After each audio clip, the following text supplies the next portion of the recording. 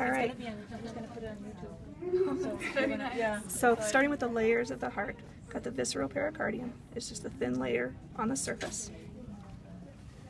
Over on this section, heart, the myocardium is the thick muscular layer here.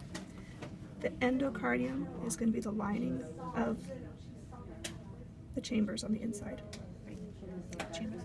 The chambers of the heart, you've got the right atrium in there, the right ventricle, the left atrium, and the left ventricle. The valves on the right side is the tricuspid valve. That's going from the right atrium into the right ventricle. The bicuspid or mitral valve goes from the left atrium to the left ventricle. And then the pulmonary, the valve that goes into the pulmonary trunk is the pulmonary semilunar valve. The valve that goes into the aorta is the aortic semilunar valve. The apex of the heart is the point down at the bottom. Interventricular septum is the thick area that separates the ventricles. The interatrial septum is going to be the membranous part that separates the atrium. We might be able to see that better. Maybe not. I don't think this is this one that has it. Chordae tendineae are the heartstrings. Papillary muscles are the muscles that attach the chordae tendineae to the muscle wall. The moderator band is going to be this little band here at the lower part of the right ventricle. Ascending aorta is this area that comes up.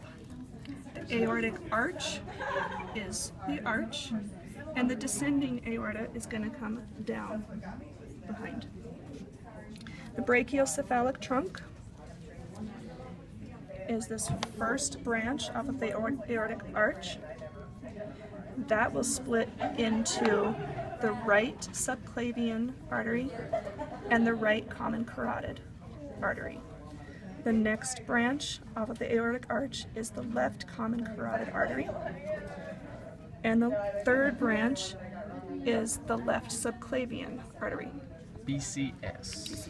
BCS. The pulmonary trunk is right here.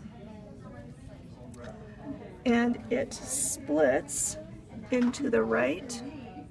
The right pulmonary vein will go kind of back behind the aorta, come out underneath, and then artery, I'm sorry. The right pulmonary artery will split and go back here, and this is the left pulmonary artery that will come off this direction. Pulmonary veins. She took our heart. Our heart disappeared. Here, take this one. Our heart disappeared. Here's another heart.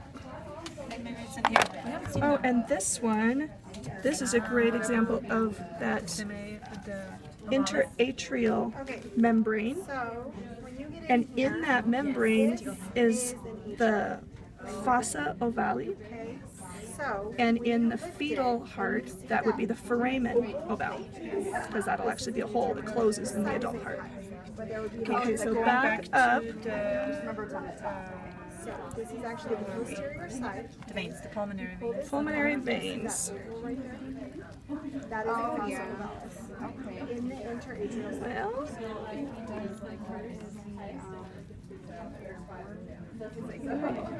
Well, He'll pin it and he'll either ask you name this structure. Okay, that would be the fossa ovalis. Or he'll say, what was this called? okay. Pulmonary veins are here. There are these flaccid veins that are going to come off there. The SVC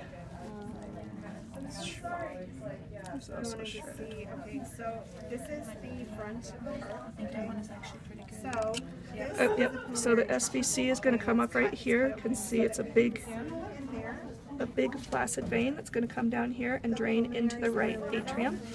and the inferior That's the pulmonary vena cava is further down. We're just going to see that as a whole here. the aortic cylinder. Coronary arteries can be these here, right? So, and then from the atrium, And here. That's a perfect There's a very good coronary artery. tricuspid and And then the sinus. Coronary sinus is going to be under this band here. Is that right? And that dumps into the right atrium. That will also empty into the right atrium. And we have that heart back over Oh. there if we need that one. Here's a very Perfect, good yeah. ligamentum arteriosum. In the fetal heart, that's going to be the ductus arteriosum. That'll be open in the fetal heart. where the aortic cylinder is We from saw the the junction to the fossa AV. ovalis. We can't really show that. That's all.